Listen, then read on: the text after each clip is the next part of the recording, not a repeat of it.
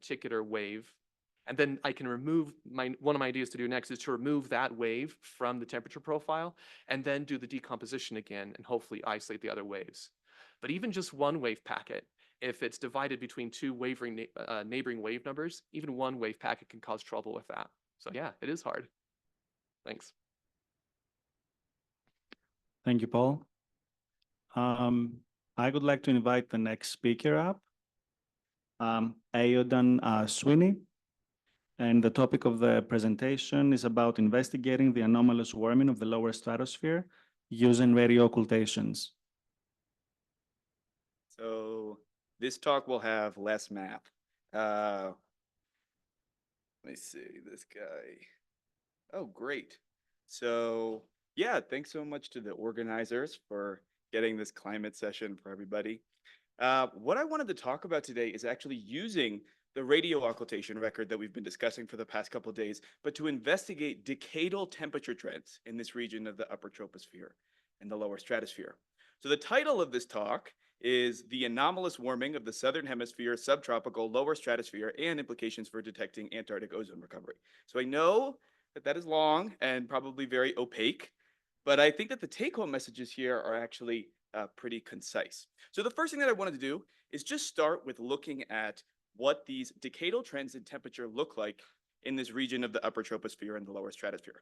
So over here, we got the radio occultation trends coming from the Cosmic Data Analysis and Archive Center. We got height on the y-axis, and on x-axis, we have latitude. So if we just look at this figure that's coming from the Cosmic Data Analysis and Archive Center, we can actually learn a lot about the atmospheric response to increased greenhouse gases. So one of the things that we see is we see lots of warming of the troposphere. This is an expected feature associated with increased greenhouse gases and global warming. So probably everybody's very familiar with this. We also see that the stratosphere is cooling. This is another feature that we would expect associated with increased greenhouse gases and stronger emission of these layers out to space. But there's a third feature here that we've hit on a couple times, and this is not expected associated with increased greenhouse gases. And that is this very strong warming of the southern hemisphere subtropical region. This is what we're referring to when we discuss this anomalous warming of the lower stratosphere. And for brevity, I'll probably just refer to this anomalous warming of the lower stratosphere as the AWLS. So if you hear me say that, that's what I'm really discussing here. So the main things that I want to hit on is one, that these temperature trends in the subtropical lower stratospheric region, or this AWLS region, appear to be tied to stratospheric dynamical processes. And we can learn about these dynamical processes using the radio occultation record. And the second thing that we're going to show is that these dynamical processes that we're identifying using the radio occultations also have a footing in this problem of detection of Antarctic ozone recovery. So these dynamical processes may be masking a little bit of that ozone recovery in the high latitudes of the southern hemisphere. Okay, so hopping into the first point, we're going to show that this AWLS is dynamically induced. So the first thing that I want to show here is just kind of like a peek behind the curtain of what's going on in this region of the AWLS over here. So this red temperature anomaly time series is showing how this region has been changing, or how the temperature has been changing over time here. So we can see that this region's been warming at a rate of about 0.4 Kelvin per decade. And on top of that warming trend, we also see that there's tons of interannual variability here. And there's two temperature anomalies that we can look at and kind of gain a little bit more insight to what's going on here. So one of those happens in 2002. We see the strong negative temperature anomaly. And the other one happens in 2019. Turns out that those two time periods are actually associated with the only two Antarctic sudden stratospheric warmings. So these sudden stratospheric warming phenomenon are typically things that we think of relegated to the polar regions of a given stratosphere or of a given hemisphere. But here we're seeing these signatures of these Antarctic sudden stratospheric warmings actually showing up in the subtropical lower stratosphere. So this is suggestive that maybe what's actually going on in this region of the AWLS is tied to other dynamical processes in the stratosphere. So we wanted to investigate these remote potential connections between the AWLS region and other parts of the stratosphere. So we just looked at the correlations of this AWLS, so that red temperature anomalies we were just looking at, and all the other temperature anomaly time series in this region of the upper troposphere and the lower stratosphere. And we can see that a lot of the tropical stratosphere is positively correlated to this AWLS region. But the much more interesting part here is we see this strong negative correlation in the high latitudes, particularly that of the southern hemisphere. So this is suggesting some coupling between the low and high latitudes in the lower stratosphere. And if we want to understand why we have this coupling between the tropics and the high latitudes, we can go back to our schematic idea of how the circulation in the stratosphere is actually moving. So typically in the stratosphere, we have rising air in the tropics and descending air at the high latitudes.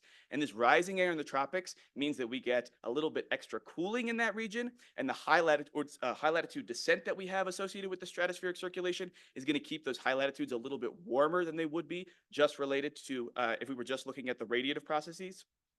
But we can also imagine what happens here if we have a perturbation to the stratospheric circulation. So for example, let's say that we have a weakening of the stratospheric circulation in the southern hemisphere. Well, that's going to mean a little bit less ascent in the tropics, so a little bit less cooling in that region and a relative warming. And then in the high latitudes, we're going to have less descent or a relative cooling of that region.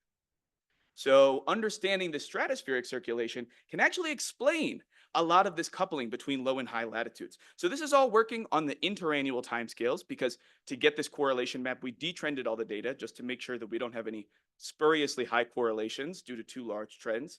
But what we really want to know is, can these circulations also help us understand this anomalous warming that we see in the lower stratospheric region? So what we're going to do is we're going to decompose these temperature trends that are coming from the radio occultation data. And we're going to decompose these temperature trends that are coming from the radio occultation data into just the temperature trends, which are related to what's going on in this AWLS region. So the way that we're going to do that is we're going to take the temperature anomalies in all of the upper troposphere and the lower stratosphere, in every single one of these grid boxes. We're going to regress that variability onto the temperature anomaly time series in this AWLS region, and then just look at the temperature trends associated with that regressed variability. And when we derive the regression coefficients to get that regressed variability, we're just going to look at the interannual or the regression coefficients based on the interannual variability to make sure we're not adding any of that extra correlation or extra regression coefficient power because of the too large trends. So when we do that, we get this central panel, and we refer to this central panel over here as the trends that are coming from the circulation regression. So we refer to this as the circulation regression because it turns out that the temperature trends that are associated or linearly related to this AWLS region have a very strong signature of stratospheric dynamics. So what we see is a warming of the tropical stratosphere and a cooling of the high latitudes. So remember that that's indicative of this change in the stratospheric circulation. So if we have a weakening of the stratospheric circulation, we're going to have less ascent in the tropics and a warming of that region, and less descent in the high latitudes and a cooling of that region. So what we're seeing in B really looks like a pattern that we would expect if stratospheric dynamics were contributing to the temperature trends over recent decades and causing this AWLS region. So a lot of the analysis that we're looking at right now is just based on using this interannually derived regression coefficients. So we wanted to make sure that the alternative hypothesis that potentially these things could be due to or that this warming of the AWLS could be due to radiative processes, we wanted to make sure that that didn't have any contribution here. So the way that we did that is we basically ran a radiation scheme using observed changes in greenhouse gases, stratospheric water vapor, ozone, all the things that we think would change temperature in the stratosphere.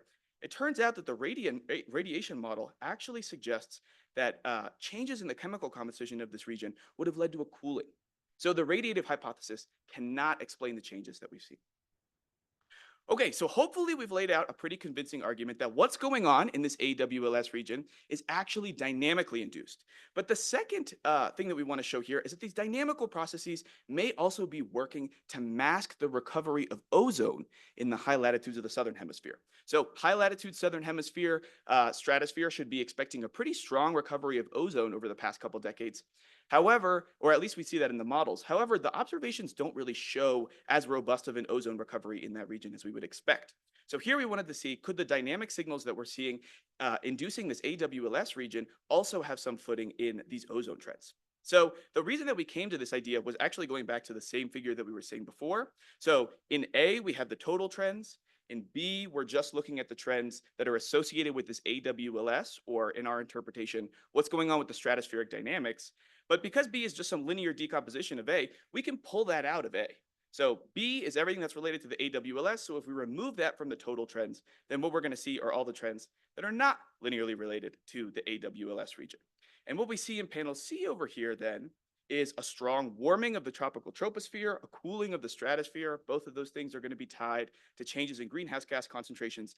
And then we also see this really strong warming in the high latitude southern hemisphere, lower stratosphere. So this really piqued our interest because this warming is not seen in the raw trends. You have to remove these dynamical processes to recover that. But a lot of model simulations actually reproduce a warming of that specific region because of increased ozone concentrations over the past couple decades. And ozone absorbs strongly in UV radiation. So if you have increased ozone, you're going to get a warming signal there. Now, this was interesting because we were saying maybe we're actually seeing some signal of this ozone recovery that people haven't really noticed because the dynamical processes are masking that. But if we really want to test that hypothesis, we shouldn't be looking at temperature trends. We really got to go to ozone. So this is not coming from radio occultation data. This is actually coming from a trusty data set looking at stratospheric ozone concentrations. And this is showing the total trends over this 2002 to 2022 period. And if we look in this high latitude southern hemisphere region, no obvious ozone recovery. So the ozone recovery that many people have documented and the WMO was very happy about is happening higher in the stratosphere than we're showing here. But in this lower stratospheric region where we would expect this robust recovery in the Antarctic stratosphere, that's actually not recovering as quickly or as robustly as we would like to expect. So we did the same analysis that we did previously, trying to pull out just the trends in ozone that are related to this AWLS time series. And the reason for that is we think this AWLS is dynamically induced. So if we regress all the ozone variability onto this AWLS time series and just look at the trends at that, then we're going to see what we think are actually the stratospheric circulation induced trends in ozone. And what we get when we do that is a strong increase, well, a weak increase actually of ozone in the tropical stratosphere, and then stronger decreases of ozone at the higher latitudes. So this is actually really consistent with this picture that we were painting before of these dynamically induced changes and how they impact temperature, but we're also seeing this play out in ozone. So ozone is typically created in the tropical stratosphere, but it's transported efficiently to the high latitudes. But if we slow the stratospheric circulation down, that transport isn't going to be as efficiently pulling this ozone to the high latitude regions. And what we're going to see is an increase of ozone in the tropical stratosphere and a decrease of ozone in the high latitude stratosphere. So just like before, B is just this linear decomposition of the total trends in A. So we think B is associated with the trends from the circulation. So if we remove B from A, then what we're going to get is everything that's not related to the stratospheric dynamics. And here, we start to see a recovery of this Antarctic ozone. So yeah, I think that this is pretty much everything that I wanted to say. So first off, we think that this AWLS is tied to these dynamical processes of the stratosphere. And the second thing that we showed is that these dynamical processes may also be working to mask the signal of ozone recovery in the high latitudes. I also looked at some model simulations. And when we remove these dynamical processes, we can get much better reconciliation between observed and modeled stratospheric trends. So, oh gosh. Yeah, I don't know what that is. Anyway, thank you guys.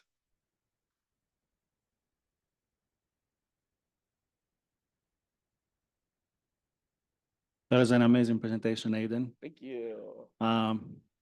Any questions? We have 2 minutes for questions. So very interesting. My obvious question is why is the stratosphere circulation changing? Because apparently the models are not picking that up, right? I mean, when I saw those, whoever was showing the temperature trends before.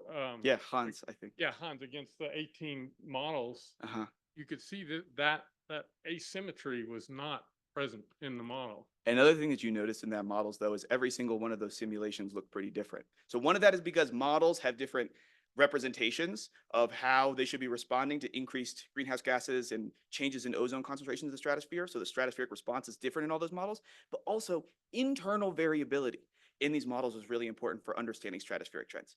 And I think that a lot of what we're seeing in these dynamical processes that appear to be causing this warming are just internal variability that could have happened in any 20-year slice of atmospheric temperature trends that we were looking at. But I can talk more about that if you're if you're curious. This is just a quick comparison. So yeah, on the far left, we're looking at the actually observed trends, and then we got the Wacom ensemble mean. So this is a trusty model showing stratospheric temperature change. And you can see that if you remove the dynamical processes from the observations, which are shown on the far right, you really start to get a much better agreement between the models and the observations. And if we trust the model force response, then that's just internal variability that's causing the dynamics. Yes, I have a question about your method, how to decompose the tree. You Yeah, just use the inter-annual coefficient exactly. to project to the Yep. tree in circulation. Okay. Exactly. Okay. Yeah. I also think we have a question from Donggu. If we can read the question on the chat.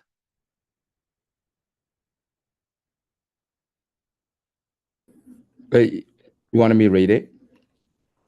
I was Yes. okay. I was just wondering that you're talking about everything is about stratosphere circulation, and the troposphere cloud is very powerful to drive the circulation anomaly as well. Have you thought about that? So the tropospheric circulation, how that may be associated with No the cloud. stratospheric trends. The cloud Tropospheric circulation, clouds cloud specifically. and the circulation. Yes.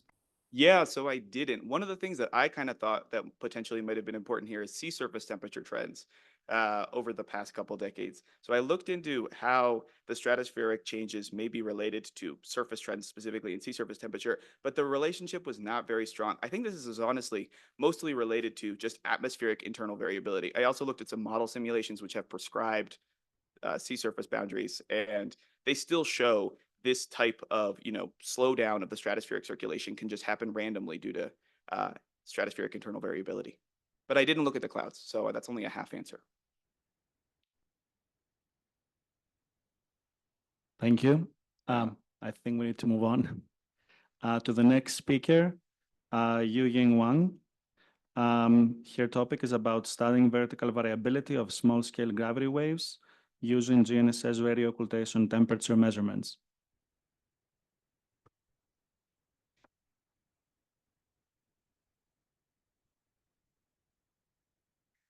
Hi, everyone.